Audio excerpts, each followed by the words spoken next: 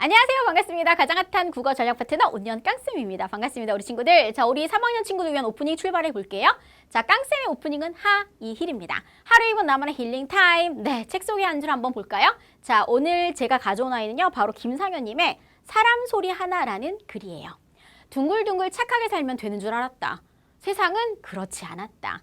둥글기만 하니까 이리를 차여서 여기저기 굴러다녔다. 조금은 각질 필요도 있어야 한다. 맞는 말이에요, 여러분. 우리 항상 둥글게 살자고 하는 거 맞는데 둥근 게 한 70%면 각진 건 30% 필요할 것 같아요. 왜냐하면 또 너무 만만하게 봐.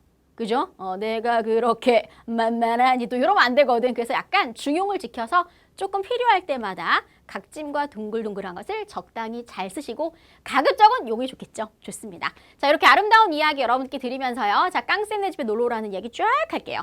깡쌤과 소통하는 공간들이 있거든요. 네, 공스타그램, 너튜브 여기 죽고 싶어 연재되고 있고 블로그 팬카페까지 있습니다. 그리고 언제나 사랑하는 우리 친구들이 저에게 이런 거 맨날 만들어줘요. 감사합니다. 그쵸? 네, 온년 깡쌤. 언제나 국어보는 깡쌤. 역시 깡팬이 최고입니다. 오늘도 열강할 테니까 열공 가시기 바랄게요.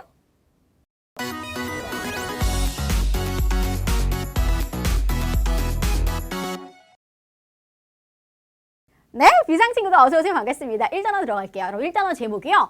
주체적인 감상과 쓰기야. 그러네. 그러면 여러분 주체적이라는 건요. 맞아요. 약간 자주적이고 적극적으로 스스로 알아서 하는 걸 텐데 스스로 작품을 감상도 해보고 그 다음에 이 쓰기 활동을 통해서 문제 해결을 어떻게 하는지 한번 알아보는 그런 단원입니다. 문이 열리네요. 1단원 들어왔습니다. 자, 1단원의 첫 번째는 여러분 다양한 해석과 비평이에요. 오, 그러네. 그래서 여러분 시, 봄을 한번 만나보도록 하겠습니다. 자, 여러분 여기서는 어떤 걸 배울 거냐면 여러분 근거의 차이에 따른 다양한 해석을 비교하며 한번 감상해 보도록 할게요. 선생님, 뭔가 다양한 해석을 한다고요? 당연하지 얘들아. 이 다양한 해석은 크게 우리가 4가지 정도 살펴볼 수 있는데 그 첫 번째는 그냥 작품 자체 어떤 표현과 어떤 주제가 쓰였구나라고 작품 자체를 바탕으로 해서 감상하는 게 있고 두 번째는 여러분 우리 작가가 과연 무엇을 표현하고 싶었느냐 작가의 창작 의도를 좀 볼 수 있어요.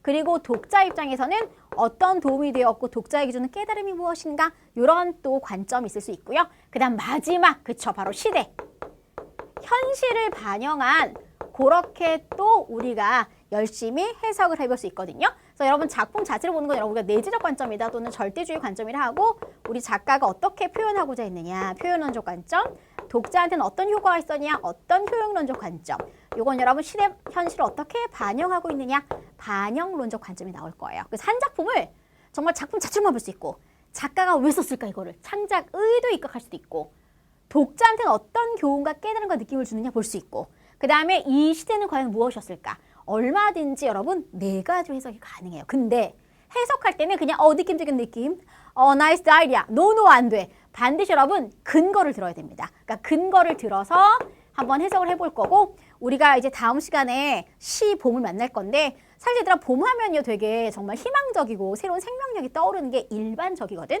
근데 또 그 시가 쓰여진 시대를 또 보게 되면 뭐라고? 70년대 독재 정권? 이렇게 되면 여러분 또 봄의 해석이 달라질 수 있잖아요. 그러한 거 한번 살펴보도록 하겠습니다. 두 번째 소단어는 잘 봐. 맥락을 담은 글쓰기예요. 우리가 일가라는 작품을 한번 배운 적이 있습니다.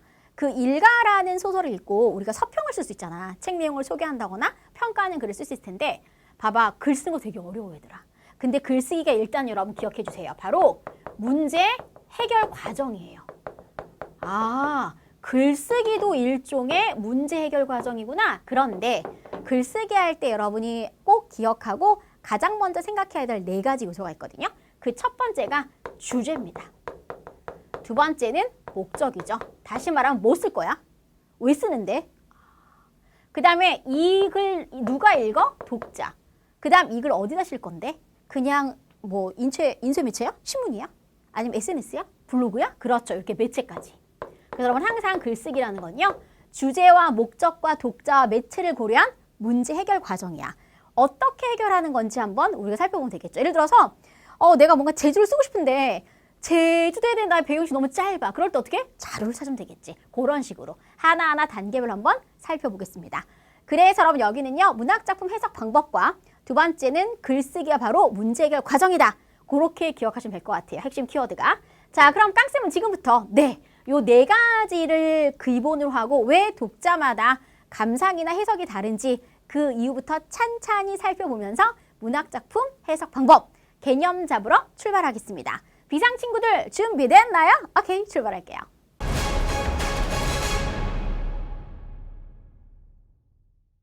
반갑습니다. 중3 친구들 깡쌤 시작할게요. 여러분 마음속의 국어 채널 깡쌤 1번 맞죠 여러분? 자, 그렇다면 오늘 여러분 문학작품의 해석 방법 가겠습니다. 항상 뭐든 해석할 때 여러분 그런 거 중요해요. 그냥 느낌적인 느낌으로 이 실 이런 거 같아. 그냥 내 느낌이 그래. 이건 안 돼. 반드시 근거를 들어서 해석하는 방법을 꼭 여러분 몸에 익히시기 바라겠습니다. 자, 그렇다면 오늘 깡포인트 먼저 소개할게요. 짠, 봅니다. 자, 온니언 깡쌤의 깡쌤 시그니처 깡포인트죠. 깡쌤 강의는 보스 장렬, 인터넷 강의의 트렌드, 트로피, 베스트, 퍼펙트, 엑설런트까지 오늘 두 가지는 꼭 가져가세요. 첫 번째는 여러분 문학작품에 영향을 미치는 요소가 있어요. 아, 진짜? 문학작품에 왜 영향을 미칠까? 해석할 때, 읽을 때마다. 두 번째는요. 문학작품 해석의 다양한 방법이 있습니다. 아, 요 두 가지만 여러분이 깔끔하게 가져가시면 돼요. 특히 여러분 두 번째 문학작품 해석의 다양한 방법은요. 고등까지 가시기 때문에 정말 더 잘해두시기 바라겠습니다. 자, 사부작 한번 가볼게요. 문학작품에 영향을 미치는 요소 첫 번째부터 한번 들어가 볼까요? 여러분 사실 문학작품 누가 봐요? 독자요. 당연하죠. 여러분들 시 읽어본 적 있고요. 소설 읽어본 적 있잖아요. 근데 같은 시를 보더라도 어떤 사람은 되게 섬세하게 그 화자의 마음에 막 입각해서 너무 안타깝게 느끼는 사람이 있는가 하면 또 어떤 사람은 그냥 작품 전체를 보기도 하고 또 어떤 사람은 뭐 이육사 한용은 일제강점기잖아 막 이러면서 또 일제강점기의 저항운동 쪽으로 상당히 많이 생각을 하면서 느끼는 사람도 있거든요. 왜 이렇게 사람마다 다를까? 그것은 독자가 다르기 때문인데 독자의 어떤 면이 다를까? 첫 번째, 내 머릿속에 있는 스키마 이미 내가 갖고 있는 지식이 있잖아요. 그러니까 그걸 바탕으로 해석하거든요. 그러다 보니까 그쵸, 독자의 인식 수준이 영향을 미치는 첫 번째 요소가 됩니다. 두 번째는요. 사람은 살다 보면 여러분 이것저것 많은 것을 경험하게 돼. 몸소 직접 경험도 하고 간접 체험도 하잖아. 그러다 보면 여러분 예를 들어 시가 나왔는데 그 시 속에 내가 알고 있는 내가 가본 곳이 나왔어. 그러면 되게 막 나 거기 가봤는데 와서 되게 막 더 많이 흥미도 느끼고 더 많이 그 시를 깊이 있게 감상이 가능해요. 그런 식으로 여러분 이 경험, 그죠? 독자의 경험도 상당히 영향을 크게 미치고 있습니다. 자, 세 번째입니다. 독자는 살면서 그리고 경험하면서 자기만의 생각이 생기게 돼요. 그 생각은 되게 주관적인 생각이기도 하지만 그 사람이 어디에다가 가치를 둘 것인가 그리고 어떻게 가치 판단할 것인가 하는 바로 관점과 태도로 드러나게 되는 가치관입니다. 사람마다 자기 인생에서 가치를 어디다 두느냐 달라요. 그래, 달라. 진짜 달라. 왜냐하면 어떤 사람은 명예로운 것에 어떤 사람은 소소한 행복에 또 어떤 사람은 그냥 즐거움, 오락 위주로 그럴 수 있어요. 어떤 사람은 돈에 어떤 사람은 가족에 엄청 많습니다. 그런 것들이 다 문학작품에 영향을 미치는 요소거든요. 그래서 독자인식 수준과 경험과 가치관이 되겠습니다. 아, 그럼 선생님 이제 두 번째 들어갈 거죠? 얘들아 요거는 이따가 해드릴게요. 일단 두 번째 중요한 깡포인트 먼저 보도록 하겠습니다. 자, 문학작품 해석의 다양한 방법을 배울게요. 여러분 일단 작품이 있어요. 항상 시가 있단 말이죠. 시가 있으면 우리는 그냥 그 시에서 소재가 뭐고 주제가 뭐고 여기는 청색이랑 흰색, 푸른색과 흰색의 색채 대비가 쓰였네. 여기 공감각 쓰였다. 막 이런 거 공부하고 막 밑줄 긋고 하시죠.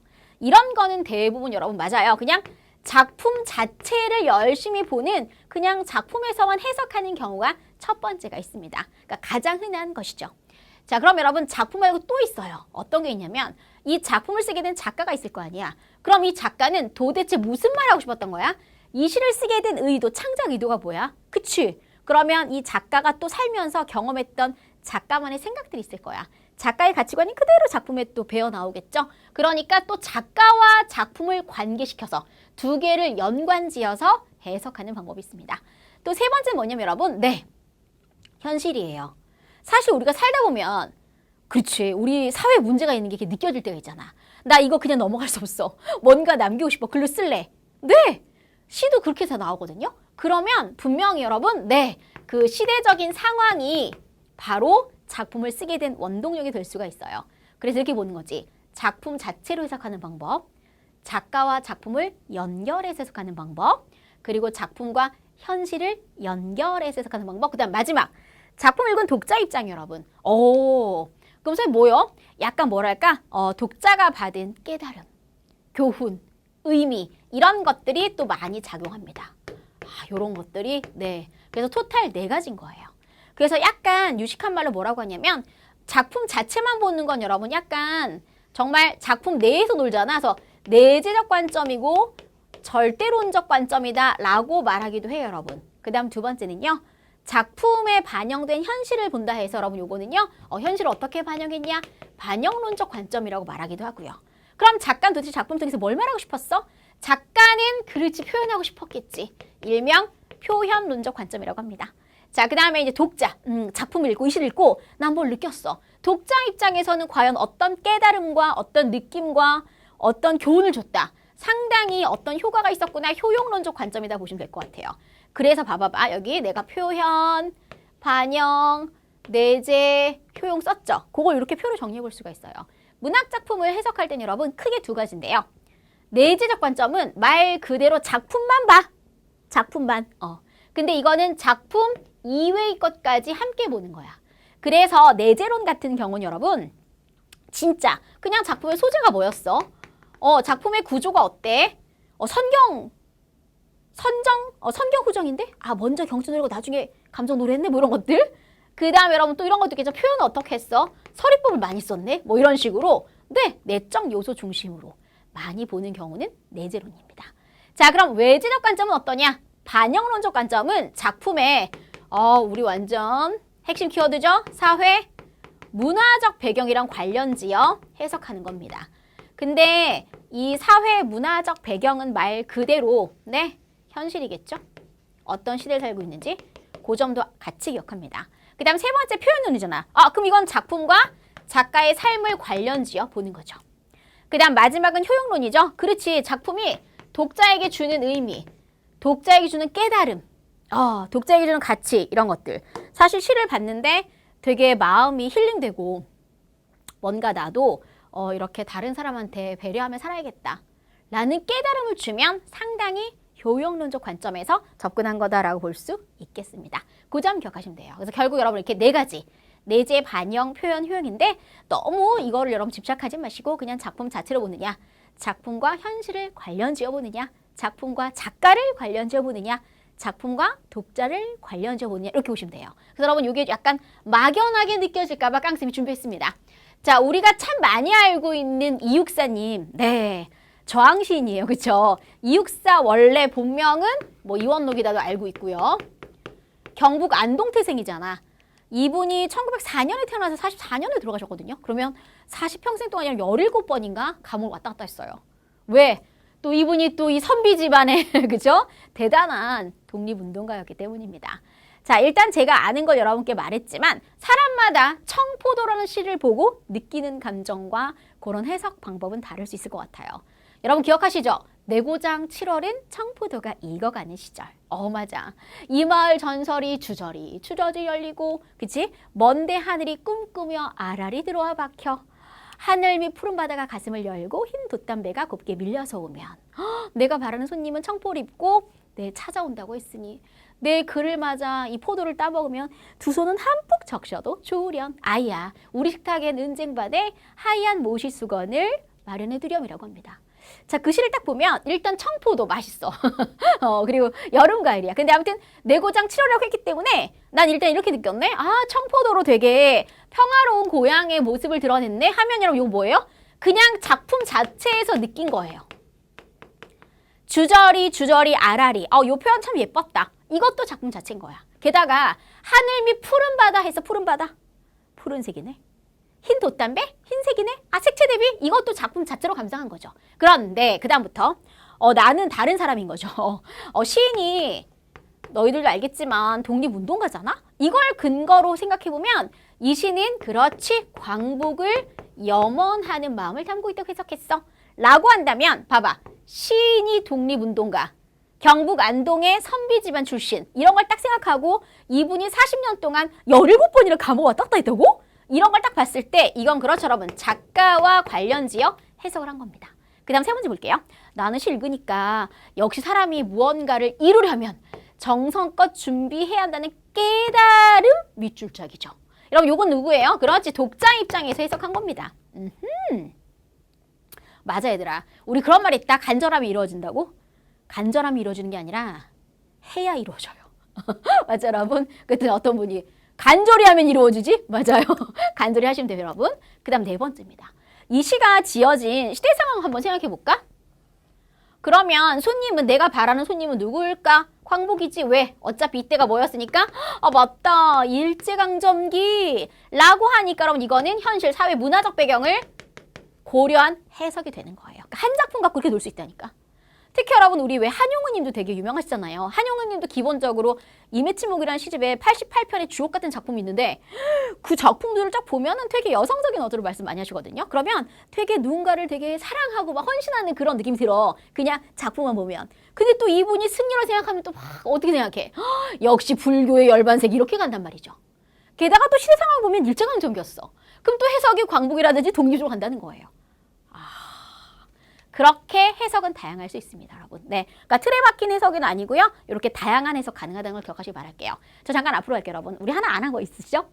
자, 이렇게 우리가 문학작품에 영향 미치는 요소와 그리고 문학작품 해석의 다양한 방법을 알았으면 그렇지. 그냥 시를 해석하면 안 되는 거예요, 얘들아. 반드시 타당한 근거를 들어서 해석을 해야 되는 거죠. 여러분, 느낌을 말할 때 느낌 플러스 느낌하면 사람이 뭐라 그래? 궤변이 된다. 자기 느낌 주관만 말하는 거잖아. 항상 내가 이렇게 느꼈어. 왜 느꼈는데? 하면 근거를 들 줄 알아야 돼요. 왜요? 화자, 시에서 말하는 사람이 처한 상황이라든지 화자의 태도라든지 주요 시어나 중요한 단어가 있을 겁니다. 그런 걸 토대로 일단 내용을 정리해 주세요. 그리고 여러분, 네, 자신의 여러 가지 경험도 있을 것이고 자신의 배경 지식이라든지 자신의 생각, 가치관이 있겠죠? 요거를 마음껏 활용하셔서 자신의 관점으로 해석을 해주세요. 그리고 시 해석할 땐 반드시 다시 한번 강조합니다. 적절하고도 타당한 근거를 들어서 해석해 주세요. 제가 아까 청포도 그린색, 그쵸? 초록색 표 안에다가 썼잖아요. 근데 그걸 그냥 이거는 광복은 독립이야 이렇게 말하지 않았어. 왜 광복 그 손님이 독립을 생각했어? 라고 하면 아 그때는 일제강점기였기 때문이지. 약간 이렇게 근거가 나와줘야 된다는 겁니다. 그 점 기억하시면 돼요. 자 우리 친구 그러면 나 다 했어. 깡포인트 한번 정리하고 저 끝에 있는 서술형 대세하고 네 끝내도록 할게요. 자 오늘 깡포인트입니다 여러분. 두 가지였죠. 문학작품에 영향 미치는 요소와 문학작품 해석의 다양한 방법 특히 네 가지 꼭 좀 기억하시기 바랄게요. 자 그렇다면 문학작품에 영향 미치는 요소는 세 가지였습니다. 독자가 알고 있는 만큼 보이겠죠? 독자의 인식 수준 그리고 독자가 여러 가지 인생 살면서 했던 경험 그리고 독자의 관점과 태도 어떻게 바라보냐 긍정이냐 부정이냐 냉소냐 아니면 희망적이냐 등등등 그런 관점과 태도가 드러나는 가치관 함께 보시기 바랍니다. 인식 수준, 경험, 가치관이죠. 자 이번엔 두 번째입니다. 참 중요하죠 여러분. 문학작품 해석의 다양한 방법입니다. 자 일단 작품 자체로 해석하는 방법이 있고요. 작가랑 연관지어 해석하는 방법이 있고요. 현실과 연관지어서 해석하는 방법이 있고요. 그리고 독자가 받은 교훈과 깨달음, 즐거움 위주로 해석하는 방법이 있습니다. 자 일단 내재적 관점은 작품 자체만 보는 거야. 아 이 작품은 그냥 뭘 노래했구나. 주제, 소재, 구조, 뭐 표현, 특징 등등등. 근데 반영론적 관점은 작품이 과연 쓰여지게 된 사회 문화적 배경 어떤 현실과 밀접하게 관련을 갖고 있느냐 가능합니다. 그것이 일제강점기 될 수도 있고요. 6.25 전쟁이 될 수도 있고요. 70년대 물질 만능주의가 될 수 있고요. 20년대, 2000년대 뭐랄까 좀 심한 네 차별이 큰 이슈가 되어서 그것을 네 반영할 수 있습니다.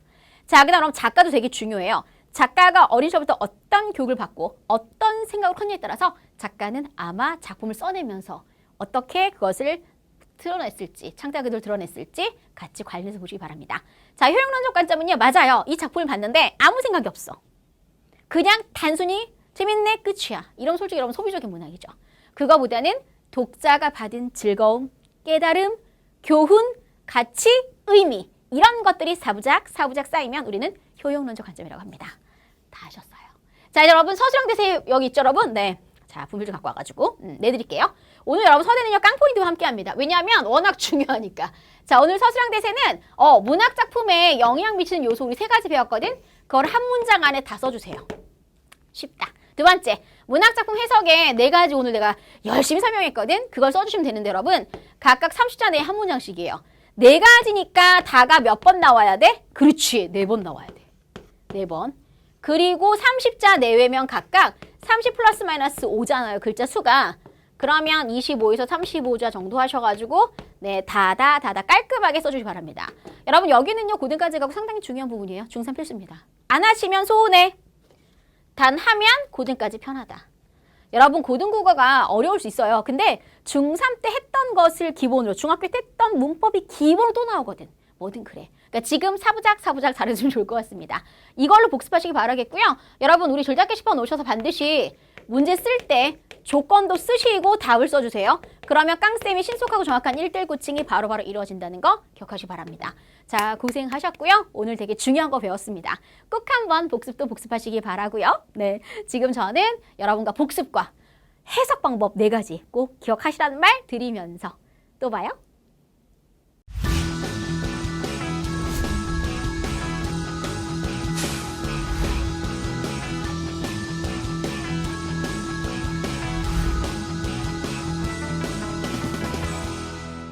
어서오세요, 사무 친구들. 지금부터 깡쌤이랑 배웠던 문학작품 해석 방법 관련된 문제 같이 풀어보는 같이 출발해보도록 합니다. 1번입니다. 여러분 문학작품은요 정말 다양한 해석이 되는 거 아시죠? 왜 그러냐면 독자마다 인식 수준 다르지, 그 사람이 한 경험도 다르지, 그 사람 머릿속에 있는 가치, 무엇을 중요시 생각하느냐, 가치관 등에 따라 달라집니다. 자, 2번째 문제 고고싱. 그러면 문학작품 해석에 영향 미친 요소가 좀 많았었죠. 얘들아, 인식 수준은 뭐예요? 그쵸? 과연 얼마만큼 관련된 지식이냐? 이게 좋을 것 같아요. 그쵸? 그래서 쫙 연결해보고. 2번째, 경험은 아예 대놓고 여기 써있네. 오케이, 좋아요. 그 다음에 가치관 같은 경우는 그쵸? 독자의 관점과 태도입니다. 과연 어떤 걸 어떻게 바라보고 있느냐? 그렇지, 기억하시기 바랄게요. 자, 이번에 3번 문제인데요. OX입니다. 문학작품은 독자에 따라 다르게 해석되니 당연하지. 인식 수준, 경험, 가치관이 다르니까. 2번째, 여러분 해석할 때는요. 그냥 느낌적인 느낌이야. 안 돼요. 어떡한다고? 타당한 근거 제시합니다. 그 다음 3번째는요. 문학작품은 문학 자체에만 주목해. 아니지 얘들아. 우리 요즘에 다양한 해석이잖아. 작품도 있고 작가도 있고 독자도 있고 현실 시대도 있습니다. 같이 기억하시기 바랄게요. 자, 이번에 여러분 X 되겠고요. 오케이.